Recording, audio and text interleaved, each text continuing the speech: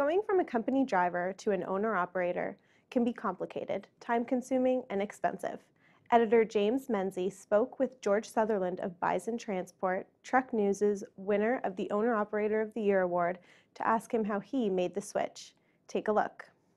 So at what point did you decide that you wanted to become an owner-operator and own your own truck rather than driving for someone else? About 5 years into my career. Actually, I made the decision just after being into driving for a year, but we knew we were going to go to the 4 to 5 year mark before I would take the jump.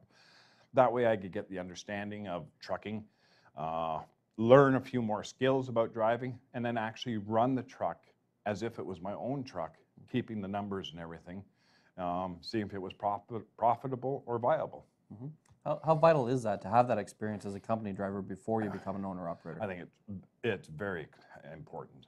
To try and jump in without no knowledge of what you're doing, I don't think you can make it. The problem with a lot of guys is that they see that first big paycheck and they end up buying fancy cars, motorbikes, holidays. That money's got to be saved for the truck. Truck comes first. You got to be able to maintain it. You have to have money.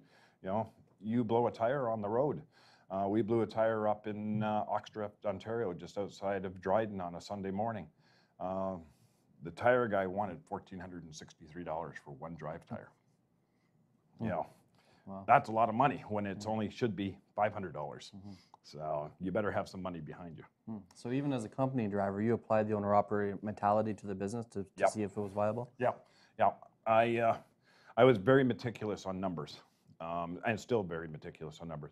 You know, it kept track of my miles, my hours, my drops, my picks, the fuel. I kept a running tab of the costs of the fuel. I kept a running tab of the repairs on the truck. Even though it was a company truck, I'd go into the garage afterwards and ask them any idea how much it cost to have that thing repaired. And they were very open.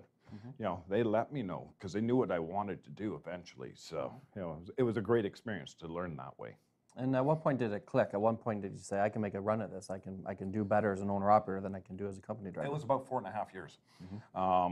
We started looking for a truck, my wife and I.